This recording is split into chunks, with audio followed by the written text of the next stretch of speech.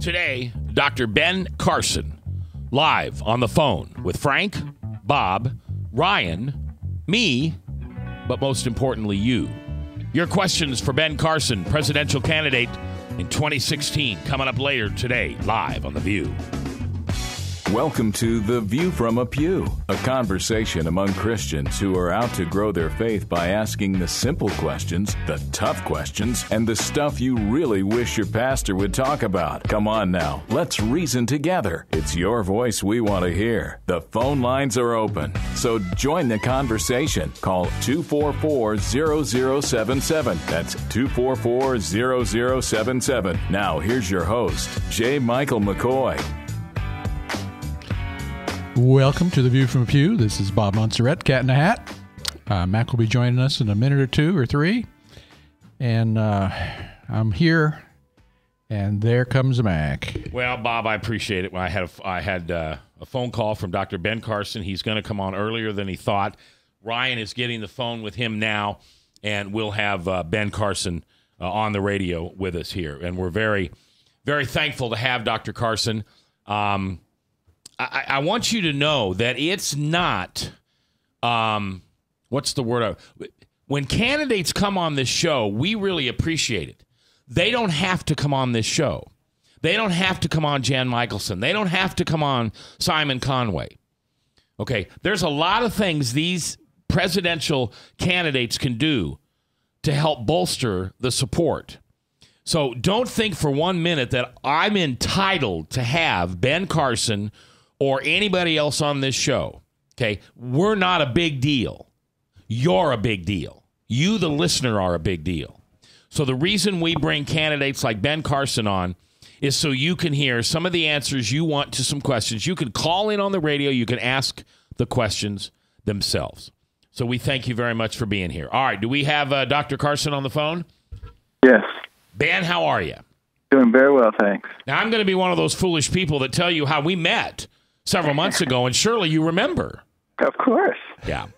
No, I was very blessed to meet you at a house gathering you had in Urbandale many, many months ago. My wife and I were there. Frank, you were there. And I thank you for giving us some time. I don't know if you heard what I was saying beforehand, but no. I'm not entitled to have you on the radio. I'm not one of those kind of journalists. Okay. I really appreciate that you're taking your time this afternoon because I know you're in between. In fact, you're getting ready to catch a plane to go back home with your family, I think. That would be wonderful if I were going back home, but I am going to catch a plane. But you don't get to go home, huh? And I still got almost another 2 weeks before I get back home. All right. I want to ask you to start out with what you think is the most important issue or the top couple of issues in this presidential campaign? I think the divisiveness in our country is going to destroy us. House divided against itself cannot stand. I think our fiscal irresponsibility is creating a house of cards that is about to collapse. And I think our failure to take an appropriate role on the world stage is going to create a very difficult situation to overcome in the future. And you're talking primarily now in this question about fiscal responsibility. Correct. We have an $18 trillion national debt. Okay. And we have an over $200 trillion fiscal gap. All right. Now, can I talk to you like a 6-year-old for just a minute, please? Absolutely. That doesn't mean anything to me. It's like my credit card payment comes, and I'm just going to pay the minimum because I really don't think I'm going to ever have to pay off the whole $2,000 on the credit card. I know I will eventually, but if I just pay that $19.95 a month, then we'll be fine, right? Isn't that the way it works in America? Well, not really. Not when people fully understand what the implications of it are. Because, for instance, an $18+ trillion debt means that the Fed has to keep the interest rate artificially suppressed because the debt service on that is $250 billion a year right now. If you let interest rates rise to a normal level, it'll be approaching $1 trillion. But we don't have $1 trillion to pay.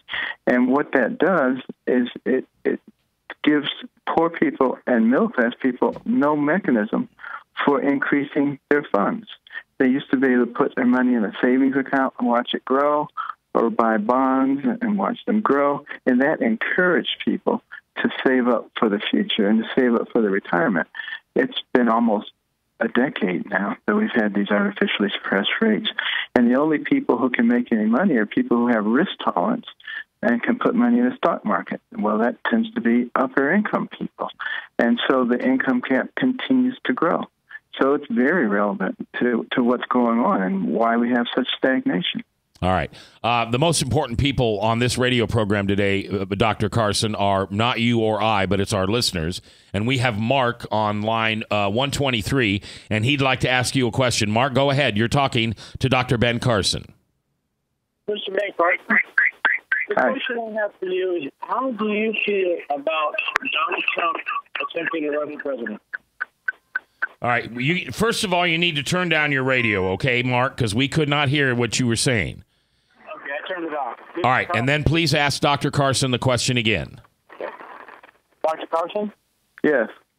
Yes, this is Mark, and I'm curious about how you feel about Donald Trump running for president. All right, now, okay. Mark, are you asking about him running or serving? Or does he feel he's got presidential qualities? He's never been a governor or a senator or anything. Okay. All right, Mark. Okay. Thank you for your question. Turn back on your radio so you can hear Dr. Carson's answer. Go ahead, Ben. All right. I'm glad that he's running because he's creating excitement and he's bringing people into the fray who might otherwise have been very nonchalant and sat out. And eventually, I think that will be very helpful to whoever the eventual nominee is. So I think it's good in that sense. All right, Frank. Hey, Dr. Ben, I met you at the meet and greet that Mac was referring to, and I just want to kind of follow up on the question I asked you that day. We have this racial tinderbox in this country, racial strife. I think it's being stirred up by even Obama. When you was a young man, how did you avoid the radicalism of the Malcolm X's and later on the Louis Farrakhan's that I believe has taught young black men and women that the justice system in this country is fundamentally against them? So yes. How do you address that? I certainly had those influences in my life growing up in Detroit, Boston, going to school in New Haven, Connecticut, Ann Arbor, and then coming to Baltimore, all of whom are sort of left-wing oriented. But the thing that saved me, I believe, is having a worldview. And how did I develop a worldview? By reading. My mother made me start reading early on, and I started reading about people of accomplishment from all over the world. So my horizons went far beyond my local environment. And I began to understand that people are people, and that the person who has the most to do with what happens to you in life is you. You get to make the decisions. You get to decide what effort you want to put behind it. And that tended to defocus me when it came to thinking that other people were responsible for my life and that they were creating my problems or creating my success. Well, how do we deal with the issues that we have now in this country of the civil, the religious, political unrest, and even the racial unrest? Well, I think what we have to do, we have to have the kind of leadership that emphasizes what we have in common and not what we have that separates us. And we have to emphasize the whole concept of investing in your fellow man. You know, there's some programs that I'm familiar with around the country, like Save Our Youth, where successful business people adopt, kids from, bad environments who are moving in their own direction. Not officially adopt them, but unofficially. Bring them into their sphere and show them what a different life it is, what kinds of things are necessary, what kinds of values get you to a different place. In many cases, these kids this is like totally foreign stuff to them, and they take to it like ducks to water. And in most of those programs, kids who have a 50% dropout rate almost 100% of them graduate from high school, go on to college. So it's a matter of us developing relationships with each other, getting to know each other. And that's something that has not really been emphasized in recent decades. Dr. Ben Carson is our guest. He is live here in Des Moines on the phone, and you're listening to The View from a Pew on 99.3. Bob, you have a question for Dr. Carson. Yes, Dr. Ben. Thanks for being on the show, by the way. Yes, absolutely. And it's very obvious because you state your belief in God and your faith. And I guess my question is, as president of the United States, how would being a believer make you different as far as working as president of the United States, different from any of the other presidents that have served? Well, everybody's reaction and interrelationships is informed by their faith. Whatever it is their faith is in. Their faith could be in themselves, it could be in God, and it could be in a variety of different things, but it's false to believe that it doesn't inform who you are. And I think, I believe in godly principles of loving your fellow man, caring about your neighbor, developing your God-given talents to the utmost so that you become valuable to the people around you, having values and principles that guide your life. And, that would be manifested in everything that I do. So that would mean then that decisions that you would make would be something that you would take under to the Lord in prayer. Is that a good assumption? Well, you can certainly assume that I start every day praying, and I end every day praying. I pray frequently during the day for wisdom. Okay, yes. Dr. Ben Carson is our guest today, live here on The View from a Pew. Dr. Carson, there's been a lot of mumbo-jumbo going around the press about you saying, and I don't know the exact quote, but something about a Muslim shouldn't be president. As I understand your answer, and I don't want to put words in your mouth, but as I understand your answer to that comment was, it's because what they believe in doesn't match the American Constitution. So why would someone who believes differently than our Constitution even want to be president unless they wanted to change America in that drastic, horrible way? Am I getting that close? Yeah, and that's a question that should be asked to those who are advocating that we should have somebody who has a different belief system as our president. When you look at the Islamic doctrine, and I'm calling it a doctrine because it's more than just faith. It's a political system, and it is a way of life, and it includes Sharia.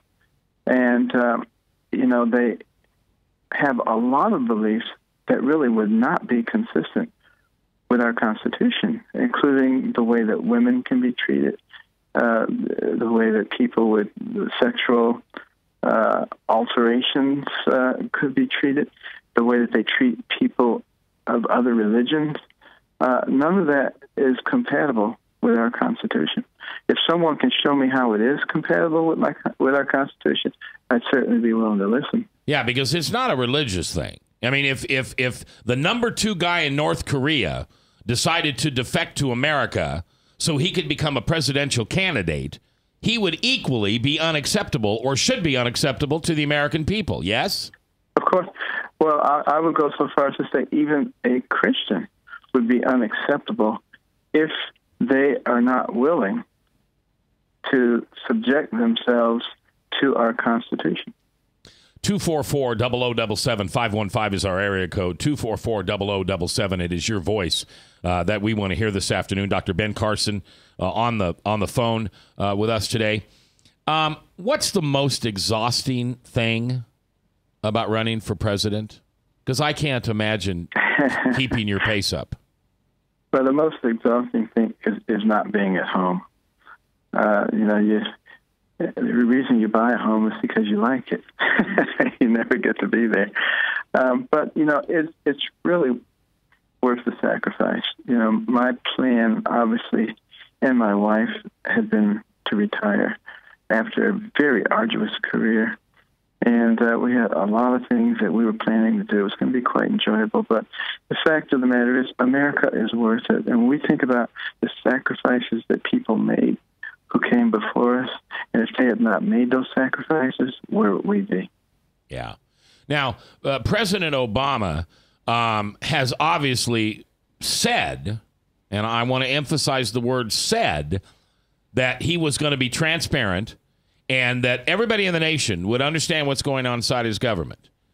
You don't have to tell me whether you agree with me or not. I absolutely disagree that the president has done that. In fact, I think he intentionally lied to us, and then they came back and did everything that was very untransparent.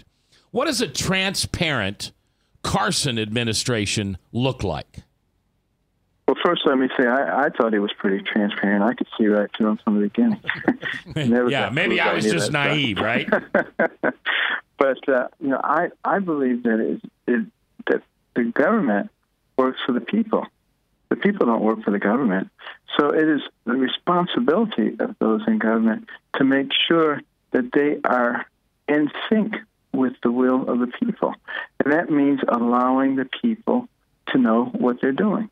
And that's what the president said he was going to do. He said, we're going to have many of our deliberations on C-SPAN, and people will be able to see what we're talking about. And what did they do? First thing they did, with the Affordable Care Act, and that should be in quotes, close the doors, lock everybody else out, do it the way that they wanted to do it. Extraordinarily non-transparent. Dr. Ben Carson is with us today, 515-244-0077. It's your voice we want to hear. This is not a question about Hillary Clinton as a person, but it's a question about Hillary Clinton as an elected official in whom we are supposed to trust. This email scandal thing should be a big deal to all Americans, shouldn't it? It should be an incredibly big deal because this is a woman who was a United States Senator, who was a Secretary of State, who was the First Lady, who has had, a lot of experience in government. And if she doesn't have enough judgment to know that having a private server with sensitive information jeopardizes the nation, then how in the world would you even consider turning the keys over to her? That doesn't make any sense. Dr. Ben Carson is on the air with me. We have a guest in our studio today. Would you like to ask Dr. Carson a question, please, sir? Yes. Dr. Carson, I just want to know, can you tell America your purpose for running for president? Yes, absolutely. To try to save us, to try to keep us from going off the cliff of fiscal irresponsibility, of incredible divisiveness where we destroy ourselves, and of, destroying our military capabilities while our enemies are growing by leaps and bounds that will eventually lead to our destruction.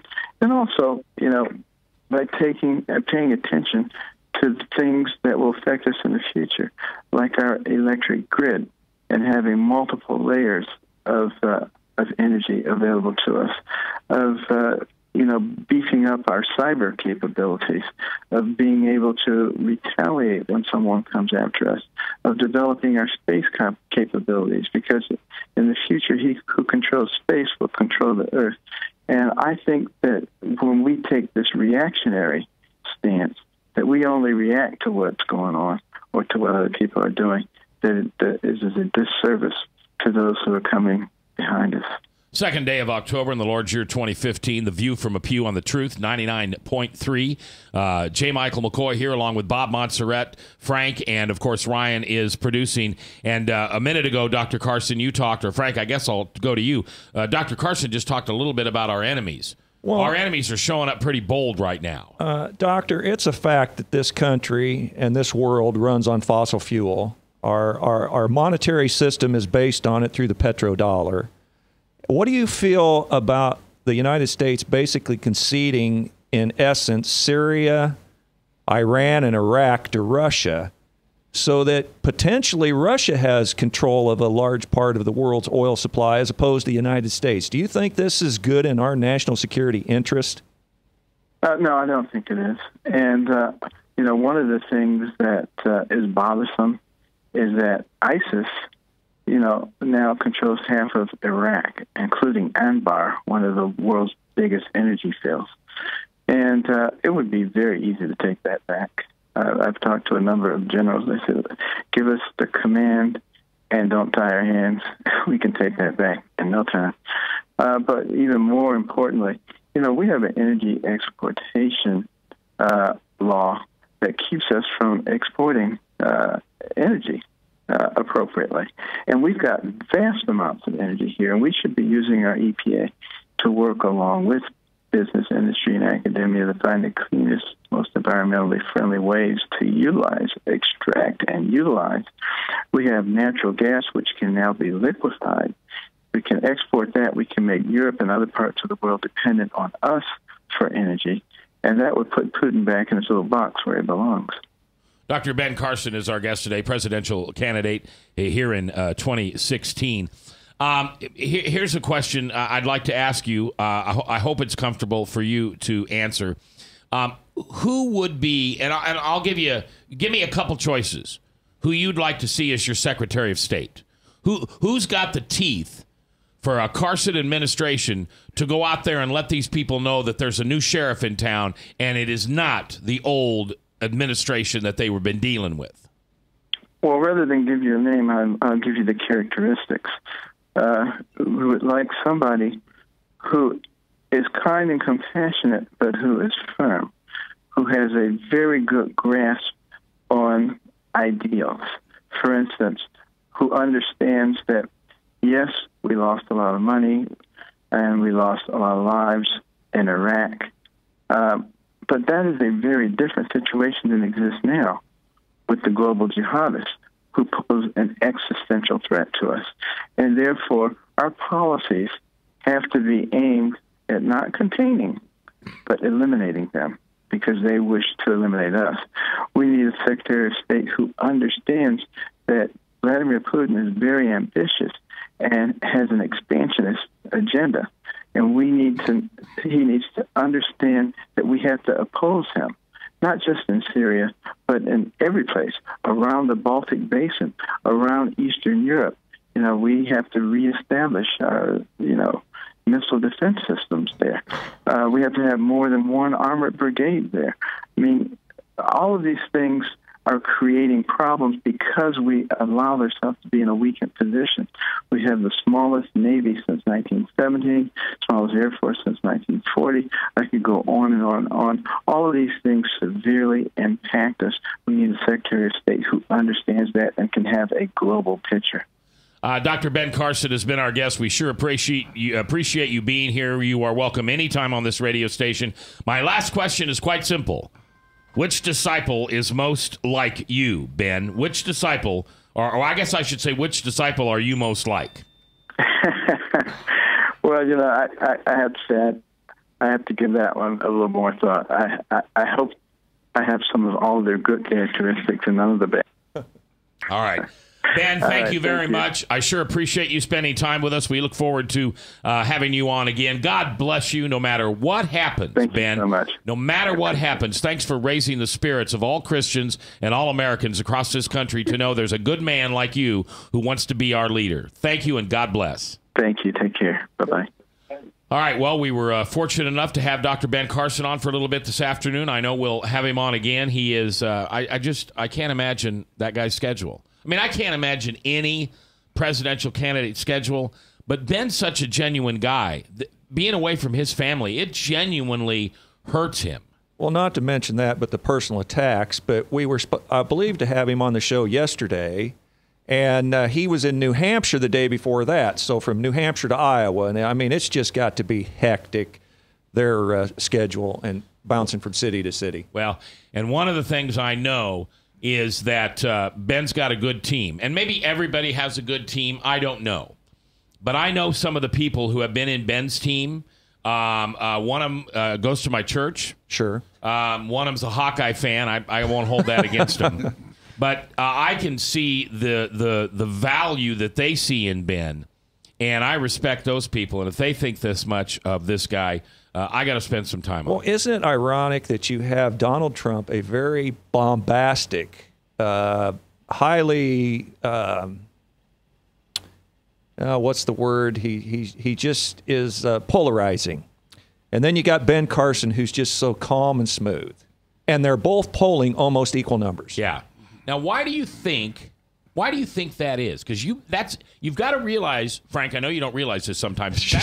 That was really smart what you just said. Why are two people so polarizingly different polling over 50% in the state of Iowa? Between the two of them, they're at 52%. Well, I believe that the key thing they have in common is they both of them have never held political office. And I think that's the common theme that seems to be in the Republican Party anyway, is a political outsider. So they've got that as their common denominator. And I think the country, I'm about as conservative right as they get. And I don't think the people that I've voted for has let me down time and time and time again. And I don't think Donald Trump or Ben Carson could do any worse than the people I've already sent there. All right, now I'm going to be a devil's advocate to you. Can I for just a second? All right. Yeah, but they have no idea what it's like to be an elected official and run a district, a state, or let alone a nation. Yeah, I like them, and they say what I want, but their resume says they don't know how to do it. Yeah, I've heard a good old friend of Ed Fallon's, Leonard, talk about, would you want a rookie performing brain surgery on you? Probably not. Would you want a rookie flying your 747? Probably not. But politicians is not rocket science. Ben Carson is smart enough to put the smart people in charge, and so is Donald Trump. They will get the smart people that they need to delegate.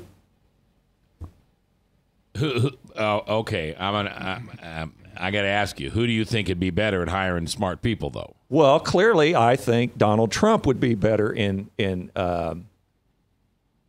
appointing smart people, bringing the people. But Ben Carson isn't far behind.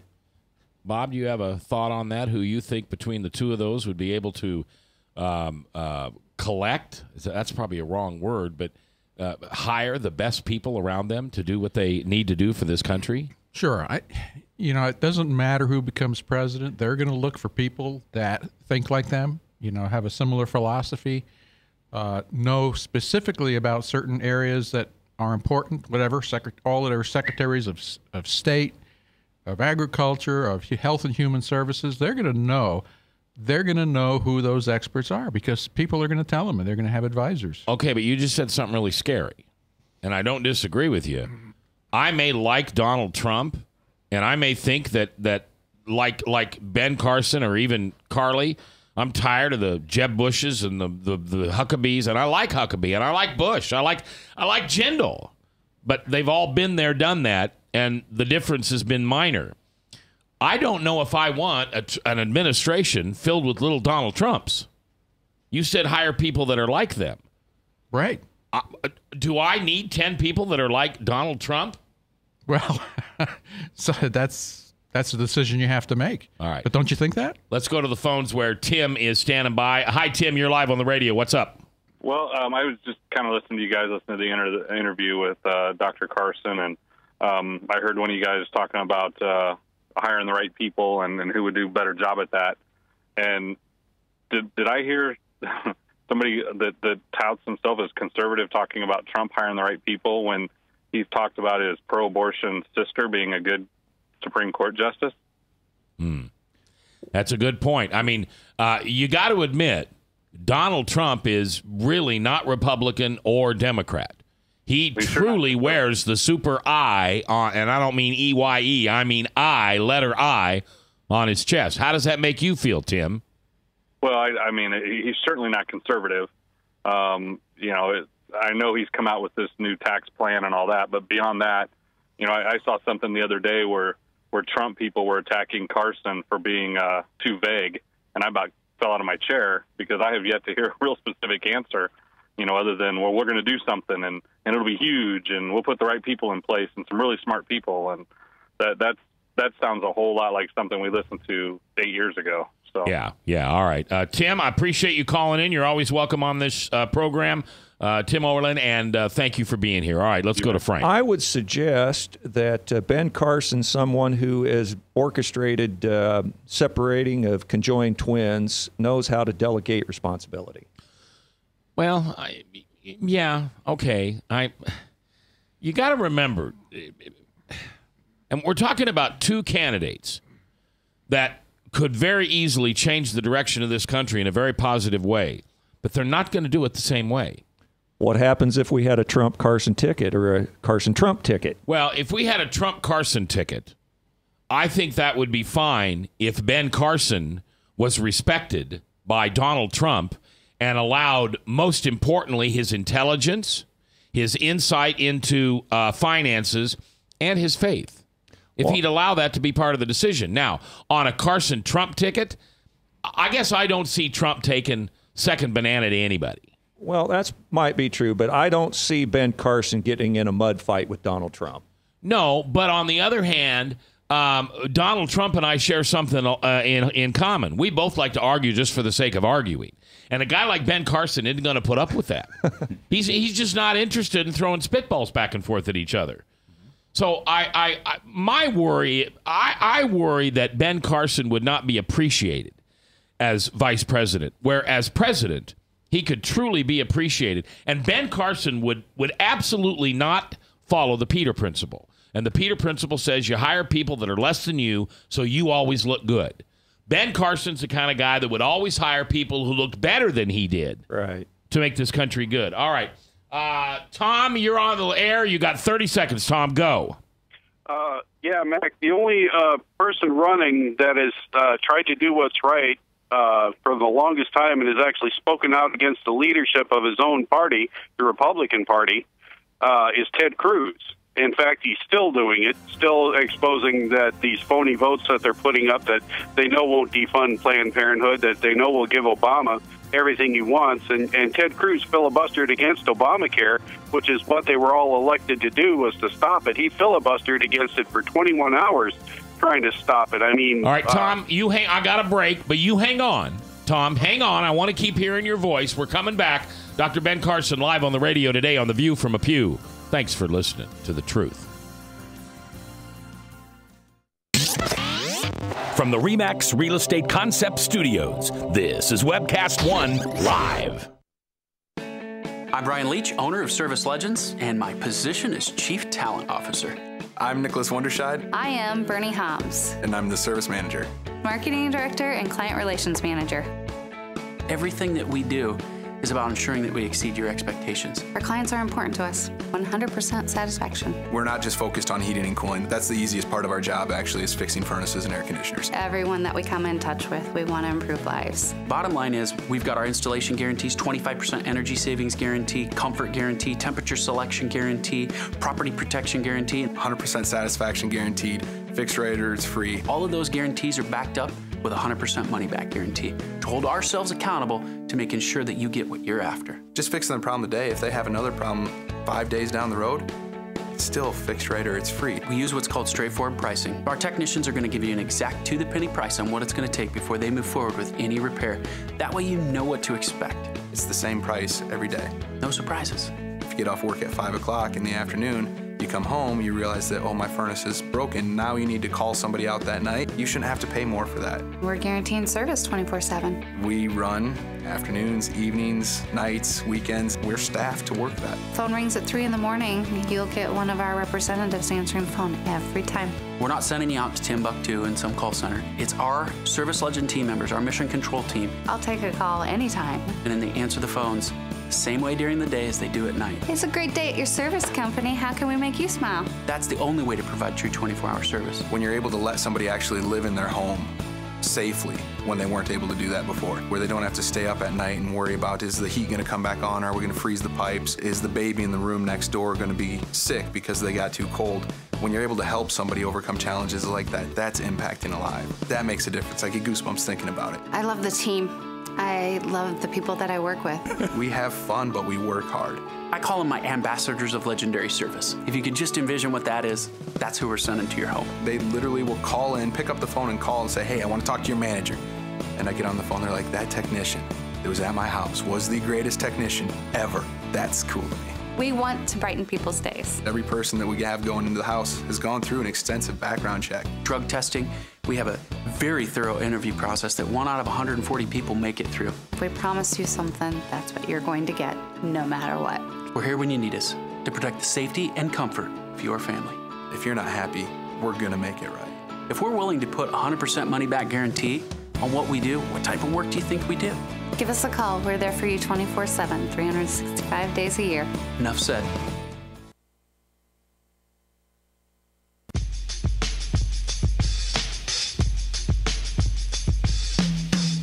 If you sit in the back pew or the front pew, it's your voice we want to hear. The phone lines are open, so call 244-0077. Now, here's J. Michael McCoy. All right, welcome back. 22 minutes before the top of the hour, Salem Radio Network News at the top.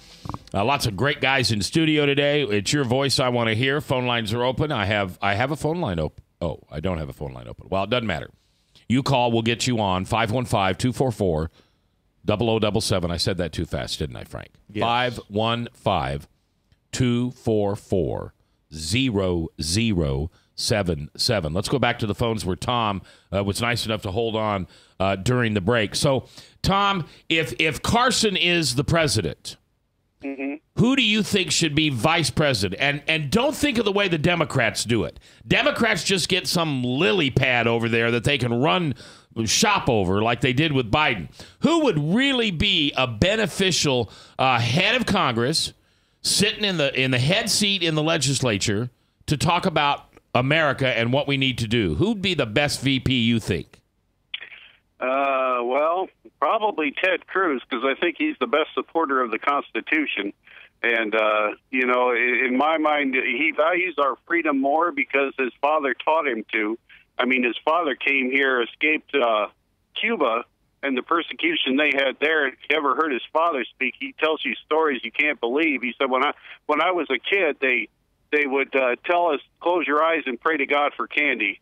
And then they'd say, open your eyes, no candy. Okay, now close your eyes and pray to Fidel Castro for candy. And then soldiers would set pieces of candy while they're sitting there with their eyes closed. And they say, okay, open your eyes. Now, who answered your prayers? This is how they were indoctrinated in that country. And now that they're free, they appreciate it more than those of us who've never known that kind of thing. And he just exudes constitutional confidence, and that's what we need to get back to is the Constitution, right, protecting religious freedom and the rest of it. Here's the question I guess I should have asked you. Who's your first choice for president? Is it Ted Cruz then? Yes, it is. Okay. All right. Frank? Well, Tom, let me ask you this. Sure. Since Ted is probably seen a little bit as a Washington insider, and the electorate is kind of going for the outsiders, and Ted's numbers are not real well. What do you think about that? I mean, Ted's a great guy. I like Ted, but he just doesn't seem to be getting much traction. What's your opinion on that? Well, I think it's because he is a senator, and there's such a distrust of anybody who's been in office under the Republican name already because, we elected, like I said, we elected all of them to stop Obamacare. They didn't. We elected all of them to stop same-sex marriage. They didn't. They didn't even vote on it. They just advocated their responsibilities to the Supreme Court as if they're the lawmaking body in the country and not them. And so I think there's just a disdain for anybody who's been in office with the name Republican behind him. But what they don't realize is this is the one Republican who stood up on the Senate floor and called his leadership, said they lied to me, when they said this and they said that about the Iran deal. They promised me they didn't have a deal with Obama and things like that. He's not afraid to call out. He doesn't have party loyalty. He calls out things when people do things that are wrong, and most people just don't know that. So they're going with people who've never been in office, like Fiorina, Trump, and Carson. And, they all have great personal stories, but they don't have any experience in government. All right, Tom, I appreciate you being on the phone with us. Your voice is always welcome on this radio show, and I really do. I really appreciate it when you call, so thank you very much. No problem. All right, 244-0077. That's the hotline. Ryan will answer it. If you're a young female, be careful. Ryan doesn't have a girlfriend yet. He's looking. Looking at. Oh, I wish you could see him smile. He's a handsome devil. Looks like Abe Lincoln. All right.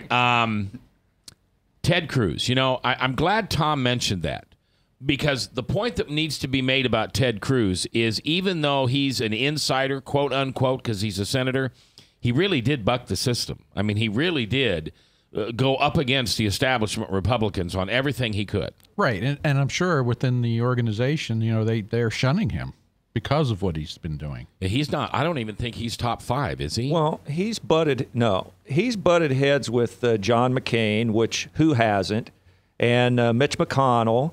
And I admire the guy. I even admire Rand Paul a little bit for his filibuster. And Jan Michelson on an opposing radio station didn't think very much of either one of those filibusters because it accomplished nothing. Well, at least I would rather stand for something and lose an election than win an election and stand for nothing. Yeah. So that sounds like a Frankism. Well, yeah. If you try to be everything to everybody, you'll end up being nothing to nobody. That's right. If you just joined us, we were fortunate enough to have Dr. Ben Carson on the radio with us for the first part of the program today. A couple of things he talked about is and I really didn't like when he said this, but he's right. We got to fix this debt. It's just phenomenal. But as I hope I ask him a good question back. Talk to me like I'm a 6-year-old because I don't see how the debt impacts me. Well, I'll tell you how. I'm not a big money guy. I'll tell you how it impacts you. We're paying $400 billion a year alone on the interest on the national debt. Talk to Brother Fallon. That puts a whole lot of school lunches. That puts a whole lot of cops on the street. That's a whole lot of Border Patrol. We're just throwing money down the toilet when we are spending that kind of money on just interest alone. And you basically mentioned that, Mac, when you talked about the credit card. Yeah. You max it out, and then you pay the minimum. Yeah. And you pay the minimum, and that's what we're doing. And here's the interesting thing. I don't have a credit card anymore. I mean, I'm obviously I could have one. I can do that with a credit score. But that's what I do. I buy things that I really didn't need. Now, if I only use my credit card for what I needed, I understand that. But I wouldn't. It'd be an impulse buy. And what do the credit cards count on? Impulse buys. Mm-hmm. And then all of a sudden I'm sitting with a $10,000 balance and not one darn thing was a gas tank or a pair of underwear or something for my wife. It was all impulse stuff. Right. And at 23 or 24% interest. It's incredible. And right? that $400 billion a year is along with a AAA bond rating. What happens if our bond rating goes to a AA or a single A bond rating? The interest would only go up from that point. So we're being swallowed up in the interest we pay on the debt in this country. And the question I have is, how do you reduce or eliminate all that debt? How do you do it? I don't know. How do you? I don't. I mean, it's just overwhelming. I just don't know how you come up with I know the politicians and everybody has an idea how to do it, but I mean, if I want to eliminate debt in my company, I have to reduce expenses. Oh, yeah, it's nice to talk about raising revenue, which is what the Democrats would like to do. Let's just raise taxes, raise taxes. Well, that's never the right answer. You don't eliminate debt. You cut spending. You cut spending. Mm-hmm. And I think of my grandpa. And I've talked about this on the radio before, and I loved my grandpa, and he died when I was 11. And so a lot of what I know about my grandpa, I know from his legacy. And he left a great legacy, and I hope I'm part of that. But if my grandpa was alive today, and my grandpa was an entrepreneur, my grandpa sold horses and buggies out of the same building we sold Ford, Lincoln, and Mercury's out of for 75 years. He started ice cream companies. He started beer distributorships. He started insurance companies. And the one thing that we never had as a family after he died was debt. And he wasn't Amish or whatever that religious sect that, won't do debt. He just believed that debt was a horrible thing. Well, I have to admit, his own grandson hasn't done a very good job of that. Because for the first 20, 25 years I was in business, I wouldn't have been in business if I hadn't been millions of dollars in debt. Mm-hmm. Luckily, thanks to the good Lord, that worked out pretty good. But we as Americans, I mean, God's got to look down on us sometimes and say, foolish, foolish people. Foolish people, how you use the gifts I gave you.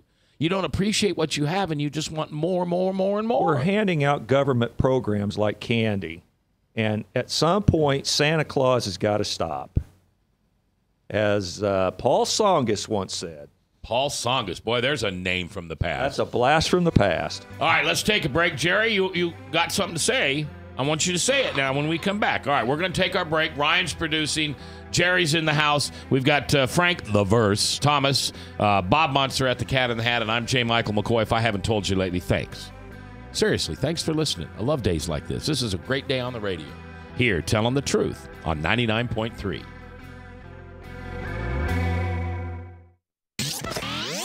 From the RE/MAX Real Estate Concept Studios, this is Webcast One Live.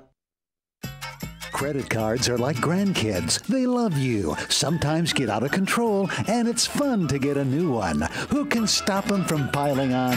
Hi, I'm Tom Coates with Consumer Credit of Des Moines. At the end of the day, you can return the grandkids, but you're stuck paying off bad credit card debt. We'll help you put the fun back into using credit cards responsibly. Right, kids? Yeah! If you need help getting credit cards off your back, call Consumer Credit of Des Moines.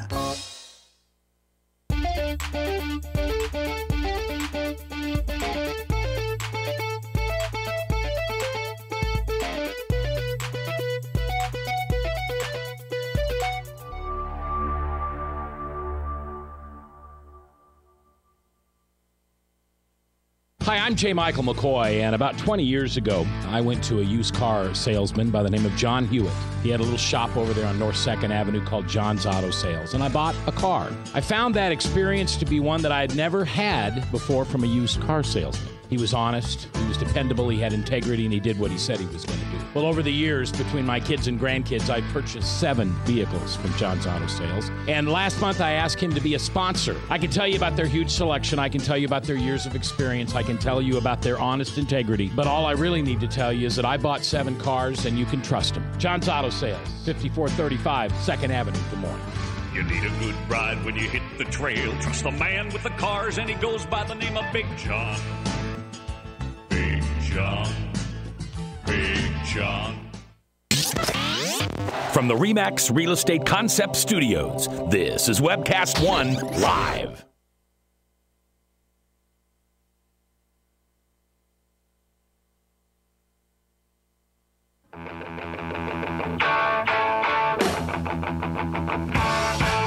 If you sit in the back pew or the front pew, it's your voice we want to hear. The phone lines are open, so call 244-0077. Now, here's J. Michael McCoy. 10 minutes before the hour of 3 o'clock, Salem Radio Network News at 3 o'clock. Jerry's in the studio. Jerry probably had the best comment of the day on why we can trust Dr. Ben Carson as our president when it comes to making decisions. Get up to that microphone and tell us why. That's the best answer of the day. Well, I think why Ben would make the best president because he have God on his side. And once you have God on your side, you cannot fail. And he would be a great leader because he'll be led by God. And we know that God is all about doing business the way that business should be done. And he really loves people. And he would demonstrate that and also show his faith and strength that he's been led by God, not by man's belief. See, one of my challenges with Ben Carson, he's such a nice guy, and he's so soft-spoken. I think Hillary or Biden or Sanders, I think these liberals are relentless. They have no soul. They don't understand what they say, what their words can hurt people. And I think they're all low information voters. They could say anything they wanted about Ben Carson. I think, whether it be true or not. And all the low information voters will go, "Yep, that's right. Hillary said it. Hillary said it. Yep, that's right." I think Ben Carson is following Ronald Reagan's 11th commandment not to blow up fellow Republicans, but I think you will see his teeth when attacked by the left and by the liberal media establishment. Well, that'd be nice. I can't believe I can't believe that Hillary Clinton is even allowed to be in the race right now. 403 classified emails on her private server. That, by the way, did you hear who hacked her server? They've traced it to the Russians. That's what I heard. Well, I heard the Russians had tried to hack it 5 times. Now, Petraeus, he had an affair on his wife, and they fired him. And that was found in an email. Hillary can send out 400. To this point, it's 403. We don't know how many it is yet. 403 private, confidential, security identified emails. And we continue to let her run for Democratic candidate for president. I don't get it. Well, we don't. We don't. Well, America does. I don't want to leave the impression that Trump hates God. I don't think he's the most godly man in the race. He doesn't know God. Let's just say he doesn't know God. But I think if he's going to warm up to the conservative voter, I think he's definitely going to acknowledge God in his. Well, but Frank, he already did that. He did that at the Faith and Freedom. First, we had him up in Ames. In his administration. Oh, well, first we had him up in Ames, and the question for Frank Luntz was, have you ever asked God for forgiveness? And his answer eventually was, no, I just take care of it myself. Then he realized he made a mistake, so when he was at the Faith and Freedom Coalition just a couple weeks ago at the State Fair, he walks out with his Bible in hand, points out that he's got his childhood Bible, shows a picture of him being confirmed, and goes on talking about being a Presbyterian. The guy has no concept on relationship. How do I know that so well? You were there. I was there for 50 years. I know exactly what it's like to claim to have a religious, slant to my life, religious beliefs. There we go, Bob. Having religious beliefs, but having no concept of relationship. And what happened to you? You claim to get mugged, and Donald Trump could get mugged. I claim to get mugged? Well, no, but I'm saying that's how you say God claimed you, is he mugged you. And I'm saying Donald Trump could get mugged also. Well, and that's what I'd like. That's what I'd like to see. Quite frankly, I'd like to see Trump as president, and I'd like to see Ben Carson as vice president. Because I think what Ben will bring to Donald Trump is something that only Jesus can bring. I think at the end of his administration or sometime in the middle, he'll find Jesus. And we'll watch this man turn into the most amazing leader in this country. And he will give the credit to Jesus, as he should. And he will thank his vice president and now very best brother in Christ, Ben Carson, for bringing the gospel to him. Well, we have to have a strong military, fiscal responsibility. We have a horrible military right now. Fiscal responsibility to hold up this religious freedom, this beacon of light to the world. It has to be backed by a country that is strong fiscally and strong militarily, and that would be right in Trump's wheelhouse, and Ben Carson would be right in the faith wheelhouse. Well, what about Cruz? Cruz is a good man. I'm not saying anything negatory towards Ted Cruz. He would be a very good candidate. Who do you think would be the best ticket, Jerry? Who's president? Who's VP? Well, I'd like to see Ted Cruz, Ben Carson, or vice versa. Ben Carson, Ted Cruz. I think they would make the best pair. Either one. Either one. Bob, I know you're not a big political guy, but no, if it were today, if you had to vote, whoever got it, I'd vote for. On the conservative side. Absolutely. I think when conservatives, especially conservative Christians, say things like that, the low information voters just dismiss us because they hear us as anything but Hillary. But it's not. We tried hope and change. We tried it for 8 years. Well, we know it hasn't worked. Right. Well, you know what all of these people believe and with how they think. Yeah. That's why I say I can take any of those and vote But for Bob's like me. We've talked about this up in Ames. We just hate to see good candidates tear each other to shreds. We want to vote for the guy who comes through it, but we hate to see him cannibalize each other in the process. Right. Well, and so far, that's not happening on the Republican side. I want to know at what point Rubio, Bush, I'd hate to say Cruz, I don't know at what point they start coming after Trump. Because I'm telling you, I've been in these circles. Now, that sounded arrogant. I just been around the block long enough in this talk radio, political thing. The handlers of all of those candidates are saying, you got to attack Trump. You got to start attacking Trump. You got to go after the front leader. Ben, you are tied 26 and 26% with him. You got to take the lead. But he's tied, and he hasn't attacked him. But everybody that's attacked Trump has went in the tank. Oh, their poll numbers have dropped as they've attacked Trump. I never thought about that, but unfortunately, you are right, haven't you? So I would suggest that Ben Carson stay out of the mud fight. Well, I think Ben will. I don't think Ben can. That's his nature.